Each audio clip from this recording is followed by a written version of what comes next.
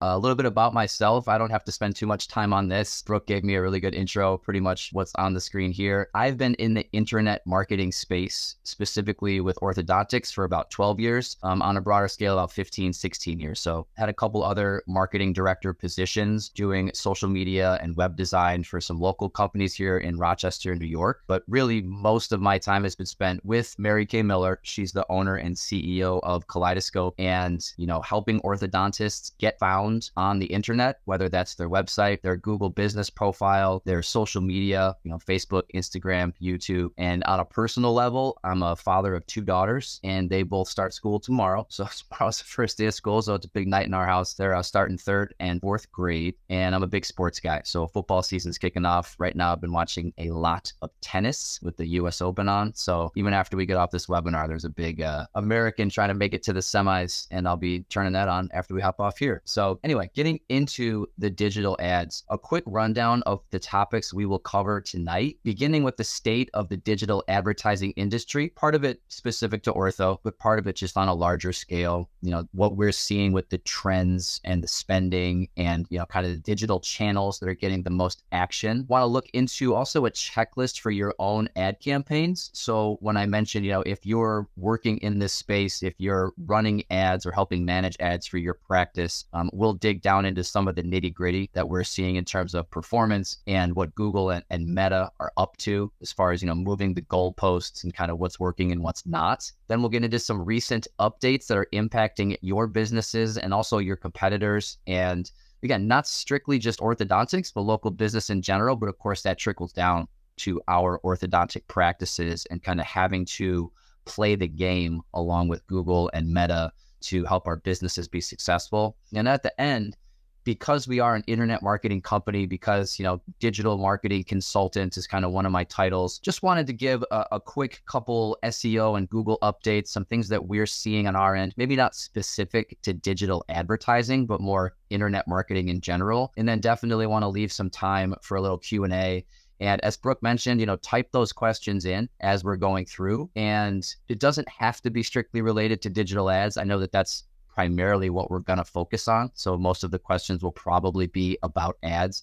But if you do have a question about your website or your SEO, something else with your digital presence, feel free to put it in the chat, even if it's not directly related to digital advertising. I'll be happy to help out if I can. Diving right into kind of the top level state of the digital advertising industry. Some of these bullet points won't be breaking news, but it's good to have kind of an overview and a refresher of where things are going in terms of marketing an orthodontic practice, especially in today's digital landscape. Now, currently, digital ads and digital ad spending accounts for about 2/3 of the market share in North America. So previous, older channels like radio and print and television, not as common, a little harder to pin down. So you'll just see the spending continuing to shift into the digital space. A lot of that is social media advertising, Google pay-per-click advertising, YouTube ads. We even get into a little bit of TikTok and Nextdoor, which if you came for tips on TikTok advertising, this is not that webinar, but we will touch on it briefly. In terms of, how many businesses are adopting social media for both marketing and advertising, this is no surprise, but, over 90% of businesses are on social media to promote their brand, to share their message, to get their offers out in the community. I think it's table stakes nowadays. If you're running a local business, you have to be on social media. I would venture to guess that all the attendees on this current webinar are well past this. They've had social media for years, but if you're not leveraging social media for your marketing and advertising, and I don't just mean you have a page, you have an Instagram account, you have a Facebook account, if you're not actively posting there and trying to engage with your audience and testing different messages and offers and content approaches, you're really missing out on a huge chunk of your prospective audience. So, tonight we're focusing on ads.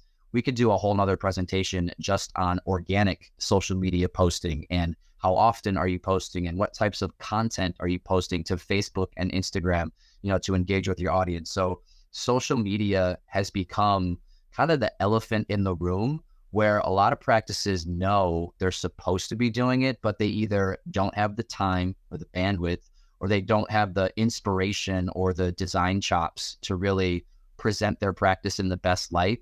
And we run into that a lot where, practices are not posting enough.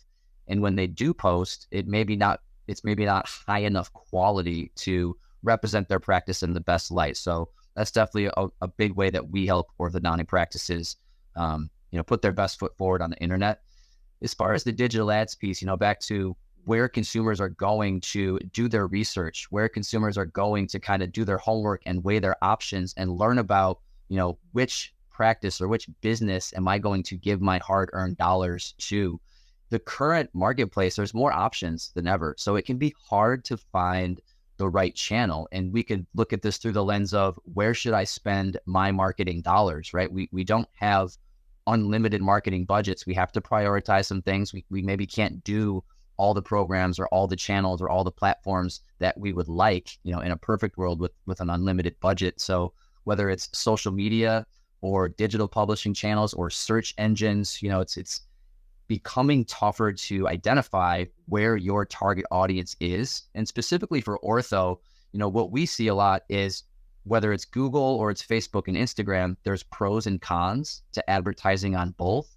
For example, if someone goes to a search engine like Google and types in orthodontist near me or braces with their town name, they're kind of pre-qualifying themselves, right? Because they're doing that keyword search that's related to your business. They're sort of raising their hand and saying, I'm interested in ortho. So that is a benefit for Google ads, but they're also insanely competitive and it can get very expensive. There's a little bit of cost prohibitive nature to Google ads. And the flip side is on social media, you can really reach a key demographic of your audience, right? The moms and the dads and the millennials that are now making the purchasing decisions, they're on Facebook, they're on Instagram. So they're there, but how do you find them at the right moment when they're actually looking for ortho? That's very difficult to do. So the pursuit ends up being, how do we stay relevant and how do we stay consistent in front of their eyeballs with our logo and our business name and our offer and our differentiators, and deciding when to invest on which platform can be a big challenge. So we try to help practices sort of parse through a lot of that.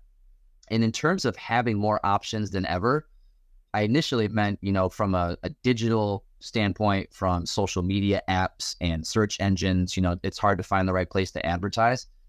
Consumers also have more options than ever when it comes to orthodontic providers. Where are they going to get their aligners? There's a lot more general dental practices that are doing partial aligner cases, right? They're not doing the complicated ones that they'll still refer to an orthodontic specialist, but general dentists are poaching in on some of the orthodontic cases that a few years ago would have gone to an orthodontic specialist. Also, the conglomerates, the big corporations, the DSOs buying up practices left and right. The corporatization of these private practices is also a big hurdle for the small business owners, especially single doctor practices, where they end up competing against these DSOs that have really deep pockets. So their doctors are able to spend a lot more on advertising. So it can kind of push down the smaller guys and really make it that much more important to find those opportunities, find those gaps where you can still get in front of your prospective patients. Currently, about 91% of businesses have Facebook in their marketing mix. No surprise there. The number is a little lower for Instagram, but I would say, especially in our industry for orthodontics, because Instagram is such a visual medium, it's a great storytelling medium, and it is historically more popular with the moms than the dads. I am a late comer to Instagram. I got my account a few years ago. I still barely ever post on Instagram, but I will scroll Instagram now. I've kind of migrated a little bit from Facebook over to Instagram and TikTok as well. So me personally, I just turned 40. I'm on Instagram and TikTok more. I'm on Facebook a lot less, just to kind of give that case study here. But the takeaway is over 2/3 of businesses in the US are using Facebook and Instagram. And then TikTok is kind of the one off to the side where it's, people are using it a ton. How do you leverage that for your local business? How do you find prospective orthodontic patients on TikTok? You can definitely advertise on TikTok, but because it's such a video-centric platform, there's almost no place for pictures or images. There are some TikTok posts with static images, but the lion's share of TikTok content is video. And I think that's been a huge barrier for orthodontic practices to getting rolling on TikTok is they either aren't able to create good video or they don't want to create good video. You know, many doctors will kind of look down their nose at TikTok and say, if I wanted to dance or go on America's Got Talent, I'll start making videos on TikTok. You know, like I'm an orthodontic professional. I'm not an entertainer. They don't have that look at me sort of vibe to their marketing, which I totally understand and totally respect. At the end of the day, as a business owner, you have to promote and market yourself in the digital channels where your prospective patients spend the most time.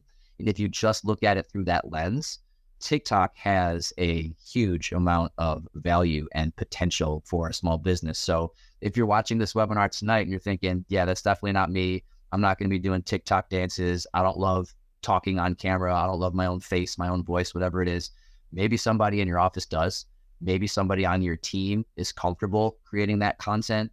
I would urge you to get outside your comfort zone a little bit and make that silly video or engage with the patient or do one of the trends with your team. Even if it's not for TikTok, it could go on Instagram. It could go on Facebook. If you have an aversion to TikTok, I'm not saying you have to get on that platform, but video content in general, that's going to come up again later in the presentation.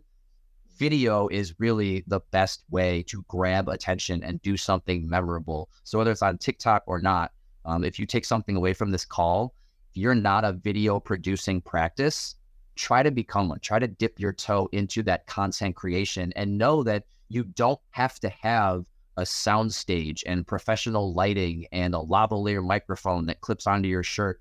You can make some authentic content with a smartphone, whether it's an iPhone or a Droid. I'm not going to talk one way or another to which kind of phone you need there, but people appreciate authentic content. It doesn't need to be overproduced. It doesn't need to be over edited. So put yourself out there a little bit, try to have some fun with it. Video content is the number one way that you can engage your prospective audience on social media. In terms of where the money is being spent, digital continues to just take more of the advertising spend. More of the budget is going to digital since the pandemic, which we all know completely altered not just marketing and advertising, but life, right? So since 2020, 2021, we're scrolling even more. We're starting to go out again, but it's just the way that people view the world is now different. The way people consume and get their information is now different. And this trend's going to continue.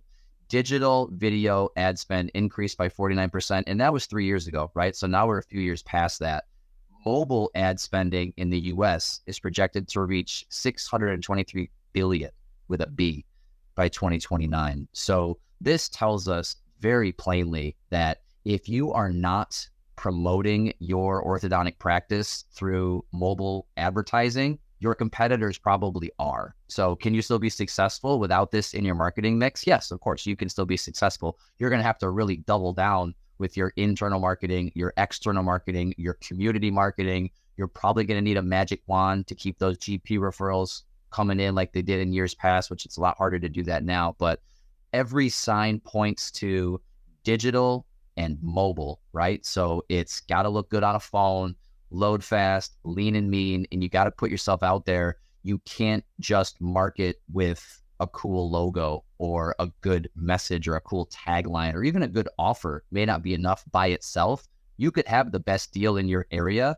If you're not promoting it effectively, people won't find it or they won't engage with it. I want to pivot a little bit to some challenges that we're seeing in the digital ads industry now.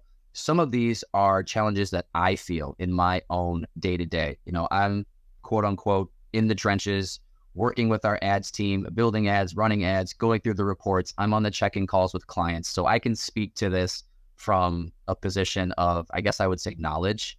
Frustration might be another word in certain cases, but one big challenge to the digital ads industry is all the privacy and data security regulations in the last maybe 3 to 5 years. Previously, it was more of the Wild West where Meta, Google, they had lots of data, they had lots of behavioral touch points, so they knew what people looked at, how long they watched stuff for, what their interests were. it was a lot easier to target digital ads because we had a lot more data at our fingertips. And if you've been on any of my previous webinars or lectures, you probably heard me touch on this. A lot of detailed targeting options have been removed. Now, this impacts Facebook and Instagram more than Google, but it does impact both areas, right? So these big tech companies playing fast and loose with people's personal information, they got in some hot water. So now they have to be more transparent. And I think they've also had to kind of tighten up the amount of information that they are letting advertisers leverage when running and when building the ads. So on the back end of Facebook Ads Manager, we used to have a lot more information about age, income, different demographics, different behaviors, different interests on their profile. Meta took a lot of that away. So you can still run ads and be successful on social media. We do it for paid clients. The difference is it's not quite as finely tuned as it used to be. It's more of a broad targeting approach. Also, ad blocking software. If you're trying to run display ads where you have a few pieces of creative and then your ad shows up on the websites where your target audience browses on the internet, like news sites and sports sites, whatever else. Ad blockers have put a big damper on a lot of the performance of those ads. A lot of times, if you're picturing in your mind, like you visited some website where you're reading an article and an ad pops up in the sidebar, that's known as display advertising or display network advertising. So you supply the hook and the link for the landing page and some of the artwork, and then it just goes and it shows up on different websites based on your audience behavior. A lot of times the click-through rates and the conversion rates on those ads gotten very low, specifically for orthodontics. I'm not here to say though that those display ads can't be successful for other types of businesses. A lot of times e-commerce, add to cart, make a quick purchase, like sneakers and clothes and stuff that you can just see it, say, I want that, grab it and buy it. Those types of businesses are still more successful with the display ads. In terms of orthodontics, it's a longer buying cycle. It's a more personal decision. It's also a lot more expensive than most of the stuff that we buy on the internet. So ad blocking software has definitely thrown a wrench into some of those campaigns, and then increased competition. There's just more businesses running ads, more orthodontic practices running ads, DSOs with deep pockets running campaigns, also Align Tech and the mothership of Invisalign having a multi-million-dollar annual budget. So when people are searching Invisalign in your area, they're not just seeing the orthodontic specialists that are the best options for Invisalign. They're also seeing Align Tech, the mothership. They're also seeing general dentists who are bidding on Invisalign. There's simply more people vying for the same pie, right? So it's getting more expensive to get a smaller slice of that pie, depending on the area that you're in, right? Not every target market is created equally. So coming up in a little bit, we're going to touch on some of the things you could do if you're going to start running ads to kind of learn and understand what you're up against and sort of set your expectations accordingly. I think digital ads are getting a bad rap. Part of it is justified because it is challenging and it can be expensive and the quality of lead is not as high as we might want it. Those things are all true. But I think a lot of practices are going in with unrealistic expectations.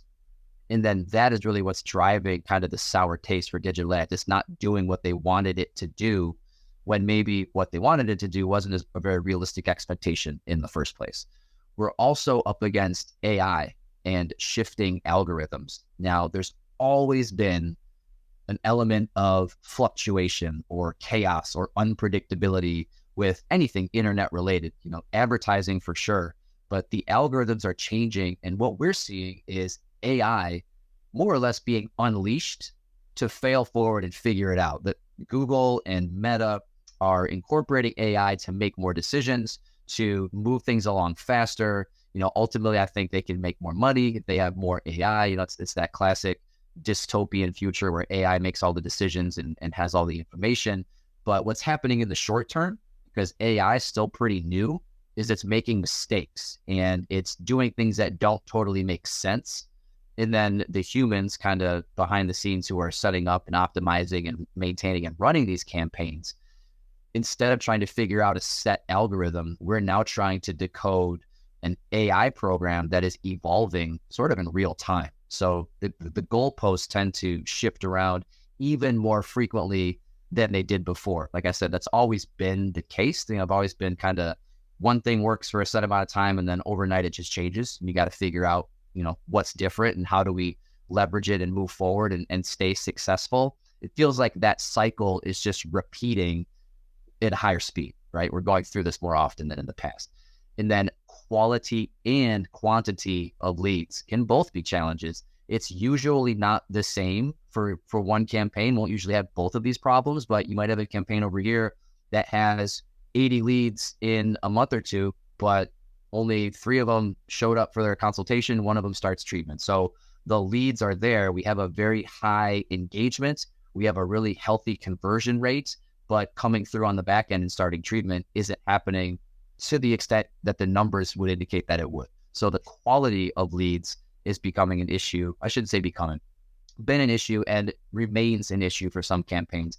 And then quantity of leads can also be a challenge where maybe your setup is good and quite simply the budget is not high enough. You can't get enough leads for the ad spend that you're able to put up. And sometimes that is the competitor down the street who has 4 locations and 2 doctors and a huge budget, and he or she is just outbidding your ads, almost every single time, kind of suppressing you and limiting your visibility, because at the end of the day, Google and Meta, they're going to spend the big budgets first, right? Wherever there's more revenue, those ads are usually going to win. It's the highest bidder principle, right? So if you have competitors with deep pockets and huge budgets, you're going to have to get creative to figure out either what keywords am I going to run my ads for, because I can't get Invisalign because that's too expensive. So where else can I get some traffic?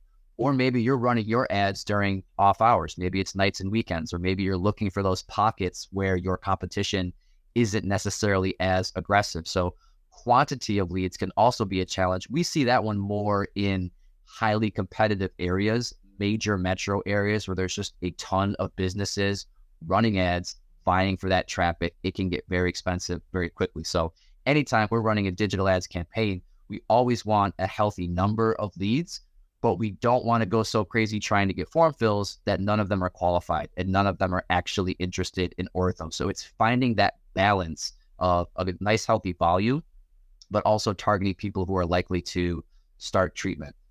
I'm going to pause for a quick moment. We're going to transition to the second segment of the presentation. This is the digital advertising checklist. So if you are currently running ads, this will be a good checklist for you to take back to whether you're managing them yourself or if you're with an agency and you want to go through this checklist and maybe there's a blind spot. Maybe you have ads running and one of the items on this checklist you might not have an answer for. You might want to go double check and say, I'm not sure about that for my ads. Let me go see if that's where it needs to be. Knowing your audience is hugely critical, especially in orthodontics. Figuring out what your differentiators are. Why should someone come to you versus the orthodontic practice a couple miles away? What is it that makes you not just different, but different in a good way that benefits them? One of the big things they teach you in marketing is the WIFM, the what's in it for them. Another way to put that is tell them what they want to know, not what you want to tell them. I think we get stuck in this a lot as marketers. We have this great product or we have this great promotion or this great offer, this message that we want to convey. And we spend so much time crafting our message like this is perfect. This is exactly what they need to hear. When in reality, we need to flip that and put ourselves in their shoes. The moms, the dads, the decision makers, your prospective patients. What information do they want? They want to know how much it costs. They want to know how long treatment takes. They want to know how many visits are they going to have to make to the office. They want to know what your treatment options might be and why they would be better for them. Or they want to know, am I a candidate for Invisalign? Or is my case technically complicated and I have to get braces? If so, what kind of braces? So rather than saying, I'm the best orthodontist in town, I have the most experience, maybe that's a differentiator, but is that what your target audience wants to hear? And this is where testing becomes really critical, because I can't sit here today from my chair in Rochester, New York, and say, all of you need to tell your audience this, right? Your target market, your location, and then also what people will actually experience when they come to your office, right? You have to be true to who you are. And I mentioned earlier, setting realistic expectations. You don't want to bait and switch where you're promoting one thing in your ads and then they get to your office and it's a totally different vibe. So authenticity kind of reigns supreme, but knowing your audience allows you to personalize your ads in a way that when somebody sees it, whether it's a text ad on Google or an image on Instagram or Facebook, that it speaks to them, right? Personalize the ads so that it's the right message to the right person at the right time. That's kind of like the holy trinity of advertising, right? Let me get the right message to the right person at the right time. So doing your audience research, talking to your current patients, looking through your own practice management to see where are my patients coming from, what are my most common treatments and those kinds of things. And then a market analysis is also huge. When I say market analysis, I mean going into Google, doing some keyword research, looking at how much do these keywords cost, how competitive are they, what's the traffic volume behind them, and maybe you need somebody to help you do this. Maybe if you're not comfortable in the ad space, this is a conversation you have with a vendor or with an agency. Before you start any ad campaign, a market analysis is crucial to give you that baseline projection. If you don't have any market research before you start your campaign, how are you going to know what's successful and what is not successful? You might think, well, I'll know if it works by whether or not I get new patients. Okay, that's true, but how much should it cost you to get a new patient? How long should your ads have to run before you get X number of patients? A positive return on investment is obviously the most important part of an ad campaign. You want to make more money than you're investing, but depending on your target market, the services you're trying to promote, and what the competition's already doing, and sort of what that market research tells you, it's really going to allow you to set your expectations in the right way. So if you don't have that market analysis, you're kind of just flying blind. So it's going to be very hard to tell if your ads are doing what they're supposed to, or if the output is reasonable for what the input would, typically give back. So not to talk too much about Kaleidoscope, but we always do a market analysis before any Google Ads campaign. This is mostly a Google thing. This isn't as much of a Facebook, Instagram thing. The market analysis is mostly for a pay-per-click campaign to give that projection of X amount of dollars will drive X amount of impressions. And from those impressions, we'll anticipate this many clicks. From this many clicks, we should get this many leads. And I say leads, not new patients, because a digital ad program is meant to drive leads to the business. Then there's the handoff, and it's up to the business to then follow up, get them scheduled, get them in the office, get them converted. We know that once they show up to your office, if they're actually interested in ortho, they're probably going to start, right? If they're a qualified lead and they show up for their consultation, the doctor and the team and the TC, they'll close more often than not. But the digital ads process is about getting as many people as possible into the top of the funnel so that the practice can then follow up and take over from there, right? Get them scheduled, get them in the office, get them in braces or aligners. Where your digital ads go when people click is very important. The landing page design and optimization will have a really big impact on the performance, the overall performance of your ad. So you can have a really good ad, you can have a really good offer, you can have something very compelling to earn that click. Once they click, what happens next, right? Does the landing page reinforce the message in the ad? Are you kind of confirming the thing they saw? Okay, now I'm in the right place. I saw the thing, I clicked on it. Now I see it again on the landing page. Also, are you optimizing to convert in terms of the phone number and the lead submission form? Are they prevalent? Are they easy to access? Is the page intuitive and user-friendly? Does it load fast? Those are all hugely critical elements of your ad campaign. How does it look on mobile? That's going to come up again later. Optimize everything for mobile. Test everything on a phone. Pull it up, scroll through, click the button, fill out the form, hit submit. Go through that process yourself so you know what your prospective patients are going to experience and make sure it's as streamlined as possible. Also, the tracking. This is one that I probably run into the most when I'm talking to doctors and marketing coordinators and office managers. I'll ask if they're running ads, or maybe I've already done the research and I know they're running ads because I can get them to come up for me. I pull them up in my own searches, or I go to the Facebook ads library. Are they tracking the results of the ads? One big pitfall here is if your paid traffic is going to your main website, that can give you two negatives. One is a full website does not usually convert at the same clip as a dedicated landing page.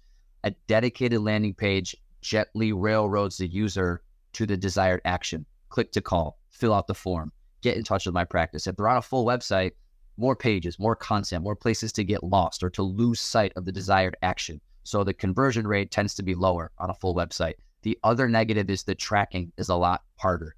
You can definitely track the click to the site, and they can show in analytics, hey, you ran this campaign, it drove this many clicks to the website. We can show it here in the analytics, okay? But if they're then filling out the same form as all the rest of your leads, it gets harder to track. If your organic, which is your unpaid, if your unpaid traffic is filling out the same form as your paid traffic, so if your ads and your unpaid clicks are all going to the same form, it's a lot harder for you as the manager or the business owner to determine, did this lead come from my ads, or would I have gotten this lead anyway? There's also a common misconception that paid traffic can help SEO, that any visit to the website is a good visit. So a lot of business owners think, I'm paying for Google ads, I'm paying for this traffic, I might as well send it to my website so I get credit for it. Google has what's called a no-follow rule. Paid traffic does not help SEO.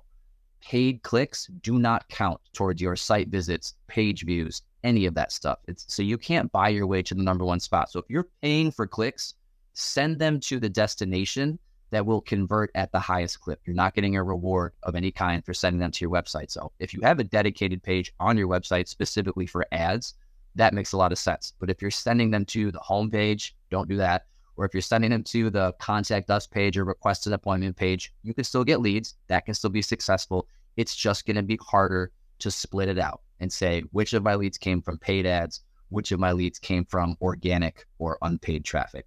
A compelling offer is hugely critical. Free orthodontic exam, complimentary evaluation, well, they're okay. You can still get some engagement. People will still opt into that. But if two campaigns are created and optimized equally, and one has an offer with a dollar sign and one does not, the one that has the offer with the dollar sign is going to outperform. I was about to ask a question, say, which one do you think performs better? But everybody's muted, so it would have been crickets. A compelling offer, having $500 off braces, $1,000 off Invisalign, $750 off orthodontic treatment, new patients only, right? That kind of thing. It just grabs people's attention. And not that you want to devalue your services and your expertise. So some practices don't want to have an offer because they don't want to seem cheap, or they don't want to play that game where it's a race to the bottom. All the competitors are trying to go lower and have the lowest price possible. That happens a lot in really competitive, major metro areas. So not every practice wants to have a discount, and that's totally fine. You can run ads without, a dollar sign, X amount off treatment. The data tells us time and again that a compelling monetary offer will drive more engagement, grab more eyeballs. In terms of creatives, what are the images that you're using? This one's mostly for social media, not as much with Google. Google and those pay-per-click ads are mostly text-based. There's some that might have a couple photos or a logo or one or two images, but for the most part, Google ads are largely text-based and they show up in the search results. For Facebook and Instagram, and maybe it's Nextdoor or TikTok, the creatives will have a huge impact on the performance of your ads. So brand consistency is huge. Get those hex codes, get that color palette, make sure it's the right font, make sure it's the right color. Don't let any employee or agency go rogue in Canva and use a different color scheme that they think looks cool for fall or winter or holiday or whatever it is. Stick to the brand, because you are making psychological touch points with your target audience. Okay, so every time your ad shows up, you want it to be rock solid, consistent, so they commit that to memory, so that when they are eventually thinking about ortho, they'll remember, I saw that practice, I saw that doctor, I saw that ad, I like the logo, I like the colors, they had a compelling offer that maybe I want to go back and get now for myself or for my kid. Another one, when I mentioned getting granular, getting in the weeds, the text ratio on your ads is important.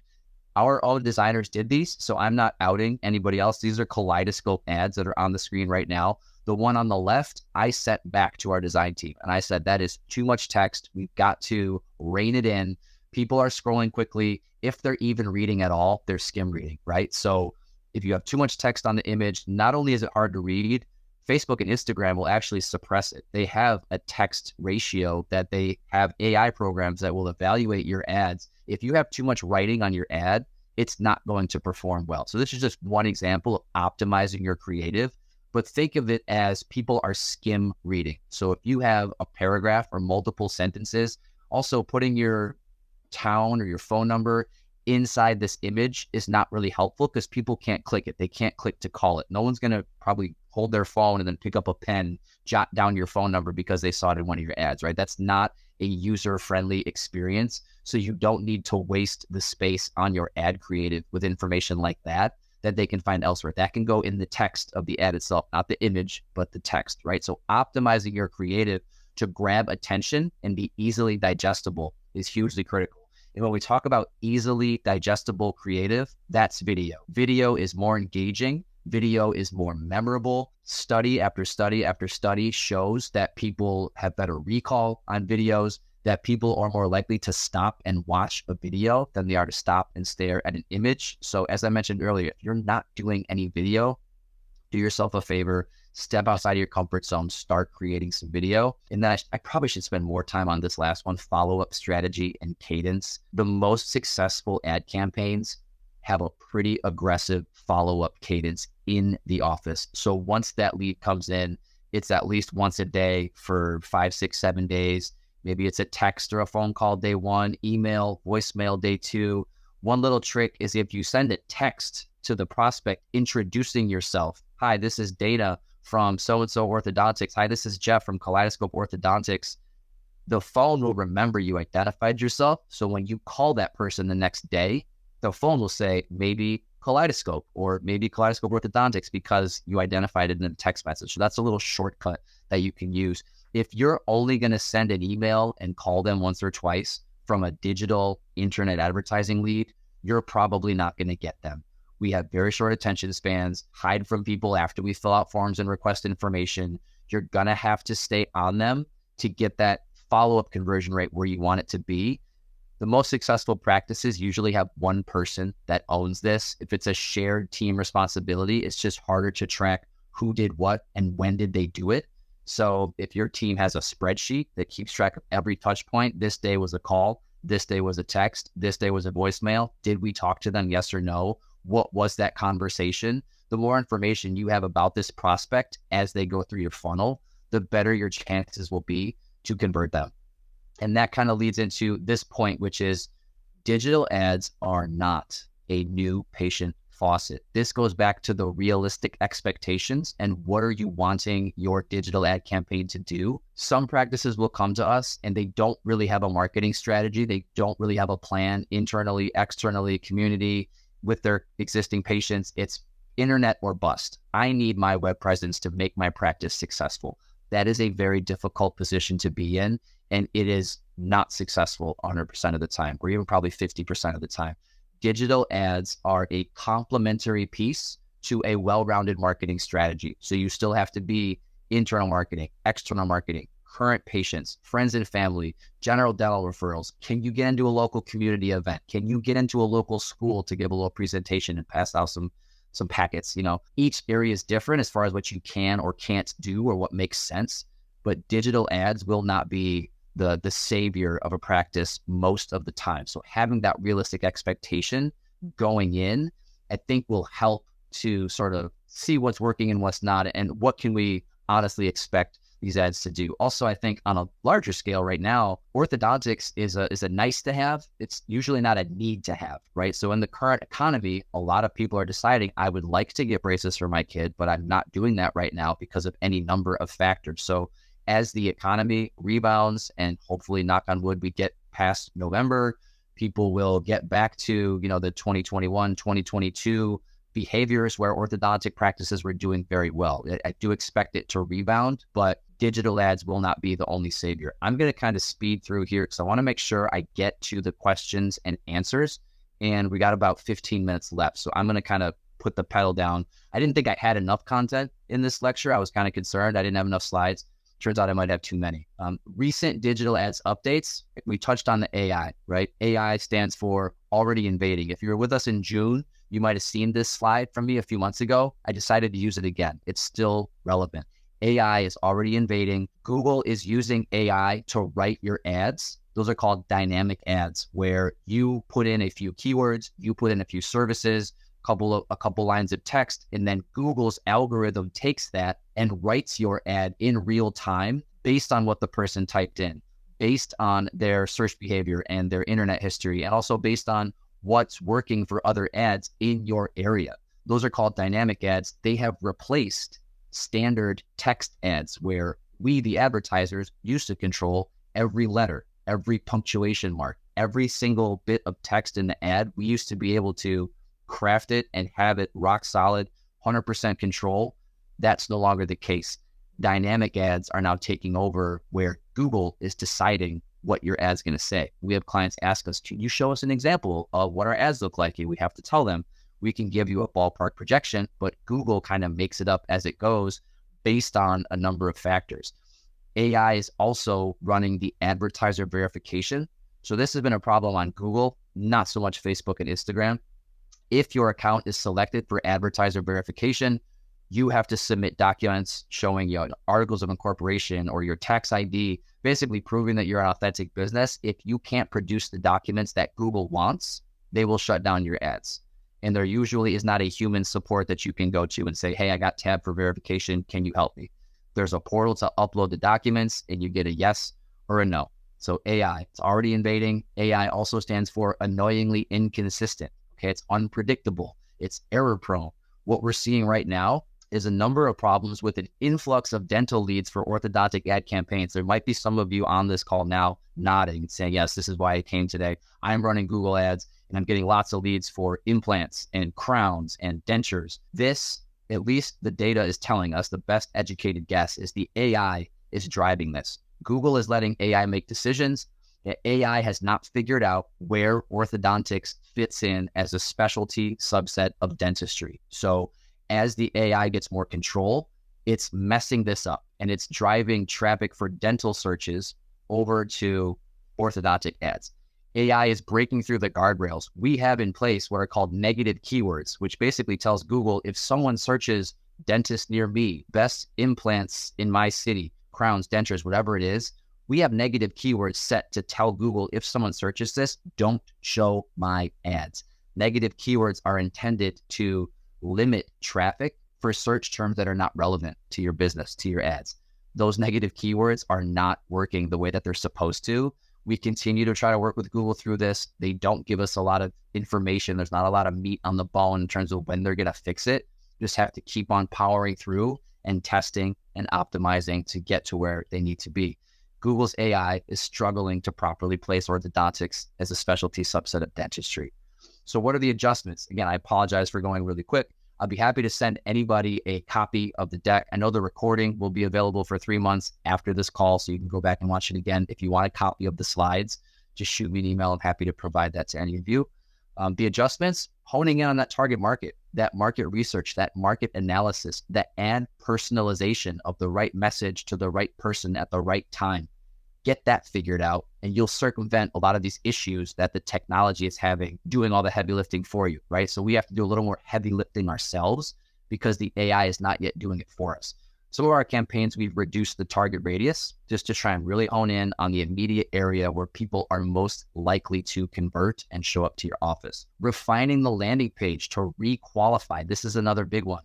A great little tip here is to add a question to your lead form. So instead of name, email, phone number, do name, email, phone number, and then maybe which treatment are you interested in with a little drop down. And you could say braces, clear aligners, other, make them answer a simple question to indicate whether they're really qualified. This is helping to weed out some of the crowns and the dentures and the implants where the wrong person gets to our page because Google's AI algorithm kind of slipped up. Asking another qualifying question on the landing page can kind of help that person realize, oh, I Googled implants. Now I'm on this ortho page. It kind of snaps them out of it and they realize I shouldn't be filling out this form.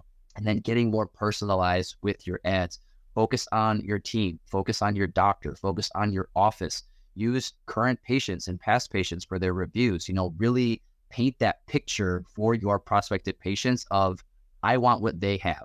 They went to this place, had this experience. That's what I want. Tell that story for them. That's the information your prospective patients want to hear and see and learn. How is their life going to be better by choosing your practice? That's the story that you want to tell.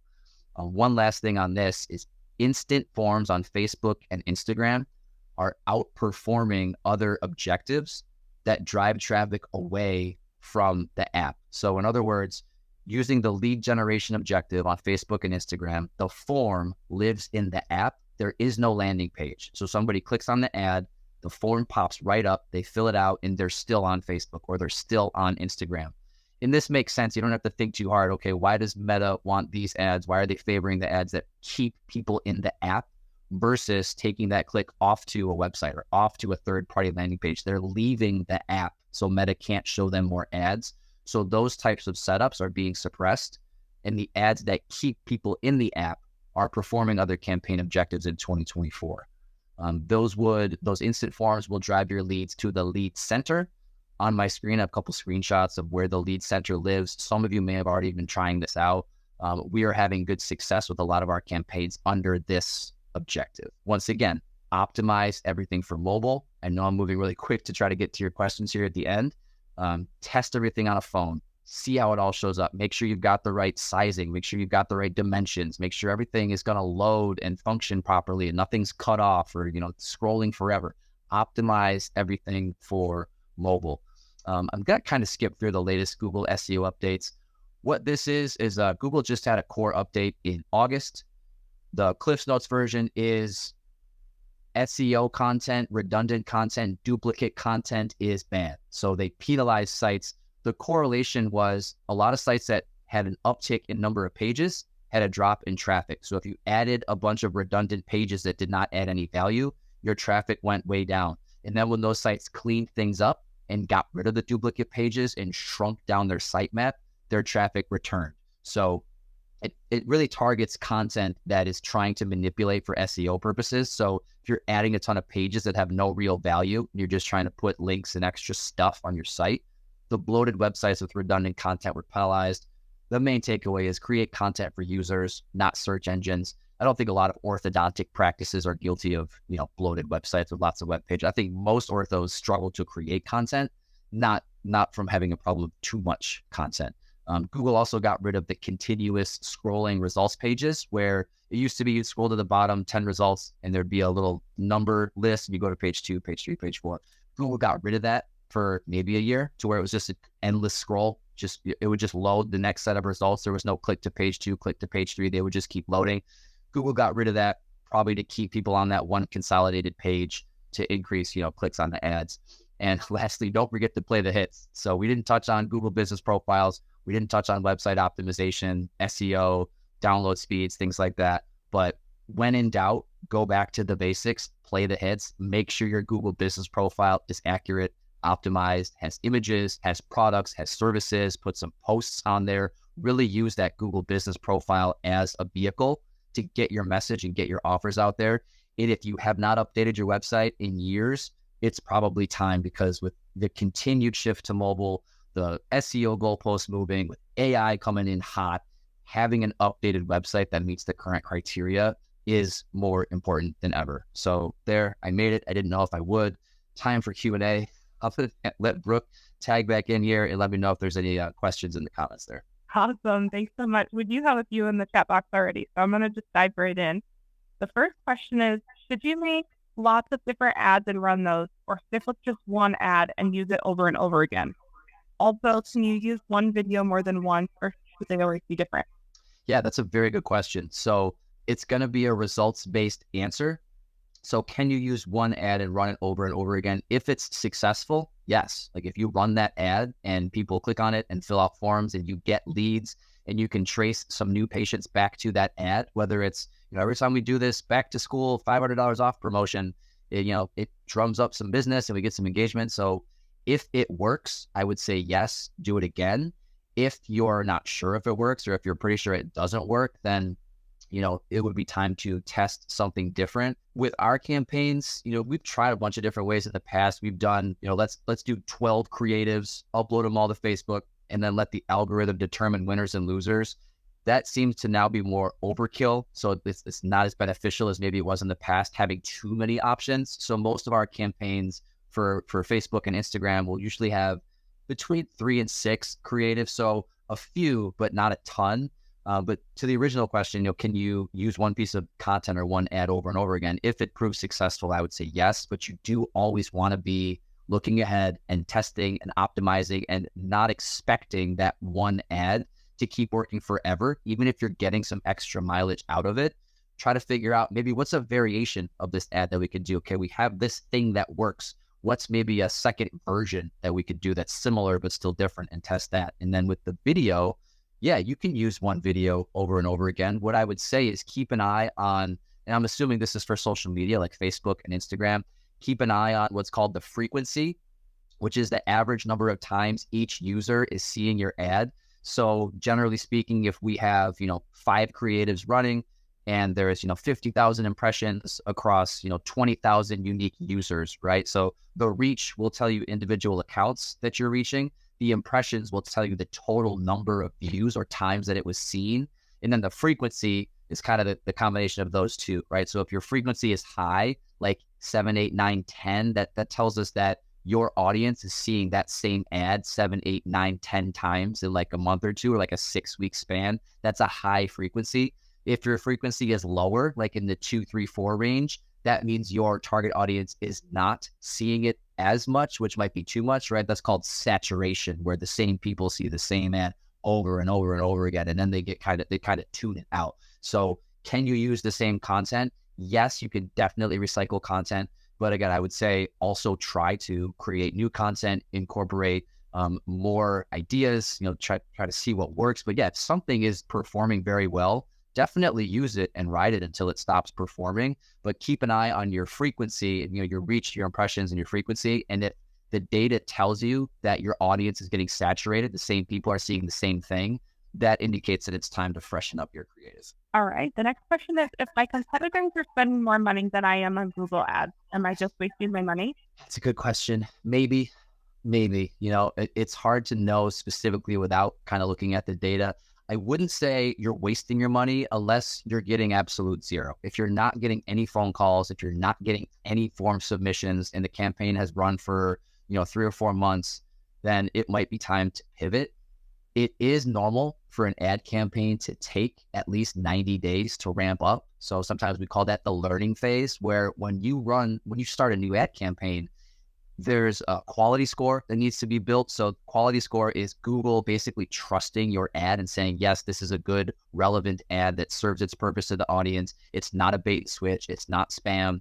Out of the gate, you don't have a very high quality score, so you're not going to get that much exposure. And if you are in a competitive area where they have higher budgets, that's going to be compounded. It's probably going to take longer for those ads to ramp up to a place where they can be competitive. And that's also a really good time to test different keyword sets, different budget allocations. I mentioned hours of operation earlier. You might want to try, if your competitors have a higher budget, maybe you try running ads at night and on weekends if they're not doing that. Or maybe you consolidate your ads to just your business hours. So consolidate your budget to just when you and your staff are answering the phone. So you're not wasting your budget at 10 o'clock at night or on a Saturday afternoon when you don't have anybody to respond to that lead.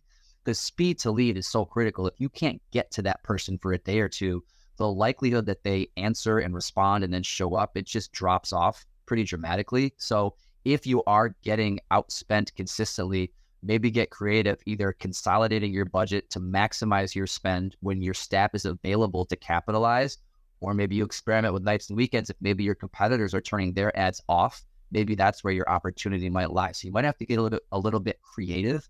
I won't say you're totally wasting your money just because you don't have as big of a budget, but you probably won't win a head-to-head, battle for Invisalign and the most popular keywords are probably going to beat you out. So maybe you want to bid on some longer tail keywords. Instead of orthodontist near me, try to get creative. Maybe it's a particular type of bracket that you offer, or maybe it's clear aligners instead of Invisalign. The search volume will not be nearly as high for clear aligner searches as Invisalign, but maybe those keywords are more affordable and maybe your competition isn't targeting them as aggressively. So maybe that's where you identify your opportunity and take some of that traffic from them. Hey, great. Okay, this next one is a little lengthy since there's some specifics included. So please let me know if you want me to repeat anything. If you do a competing offer, how do you do it for certain patients? For example, you offer $500 off braces, and a Medicaid patient comes in who, if they are approved, gets their treatment for free. I did think you could pick and choose what patients could get the offer. Or even we have an orthodontic office near us that is offering braces for $123 down and $123 a month. I can't see them doing full braces in our area for $3,075. How can they lure you in with a false advertisement that when you actually come in the office, the offer is not what it seems? Yeah, the second part, I'm not a lawyer, so I'm not totally sure how they're doing that, unless it could potentially be a loss leader, which is when you willingly take either a loss or a break even on a small number of patients or customers just to get them in your Rolodex to then maybe I'll get a sibling or maybe I'll get a friends and family. Like growing my patient base, even at a break even level, is going to benefit me in the long term. So let's get those patients in here. Even if they're not super profitable for me, I'm still going to give them a great experience and they're going to become a champion of mine and they're going to tell their friends and family how great this was. And then maybe the next batch of patients aren't part of that same promotion. So yeah, how do they do the 123 down and 123 a month? They may also be paying for who knows how many years. You know, again, I'm not a lawyer. I'm also not an accountant for an ortho practice, but that 123 a month, maybe that's like a 6-year plan. You know, maybe they have crazy long financing. They're just willing to chase people down and have people in collection, you know, for years at a time just to get them in the door. So there's a number of kind of cause and effect to that. And then the first part of the question was, I'm sorry, Brooke, tell me the first part of that question again. Qualifying who gets what offer. If they have Medicaid, they're not qualified. Really the best way to do that is just the asterisk either on the ad itself or definitely on the landing page. And we do this type of fine print stuff for a lot of our clients where it's right there on the form, maybe right underneath the submit button, and it'll say, you know, some of our clients have 3 asterisks. You know, a lot of times it's, you know, new patients only, you know, current patients not eligible for offer. Certain conditions apply. In some cases, we'll do something that's much more broad and say, you know, certain conditions apply, schedule a free evaluation to determine if you are eligible for this offer. So then you're not into too many specifics about what does or does not make you eligible for this offer. It's simply giving you that out of saying, set up the consultation. Not everyone qualifies for this. Come in and we'll talk about your treatment options and determine if you're eligible for this. So usually it's like a, you know, offer applies to new patients only. And then if you want more of the fine print, definitely have it on the landing page. It doesn't always need to be in the ad itself. You might just want to do like a certain conditions apply or restrictions may apply, something very small just to kind of cover you legally. And then from there, it's all about, you know, hey, fill out the form. You might be eligible, you might not. You don't want to have so much fine print that they go cross-eyed, like looking at the terms and conditions and listing out all of the, yes, you're eligible, no, you're not eligible. That's overkill. People, you're going to lose them right there. They're probably not going to read it anyway. They might just see how many terms and conditions there are and say, I'm out. So try to keep it short and sweet. Leave it a little bit vague so that you and your TC and your team can answer those specifics when they get to the office. And, you know, just again, try to entice them to complete that form. You don't want to give them any deal breakers. You don't want to create friction of your own doing, right? You want to keep things as short and sweet and to the point as you possibly can. But you're very right that you have to at least have some kind of a qualifier on there. Like, I don't want everyone calling my office and saying, hey, I saw your ad, give me that deal. And then you don't have any recourse because there was no fine print on the ad. So I would keep it short and sweet and, you know, encourage them to schedule the appointment to see if they're eligible or if they're a candidate for that treatment or that offer. Okay, that looks like all we have for questions tonight. So I think we can end things here.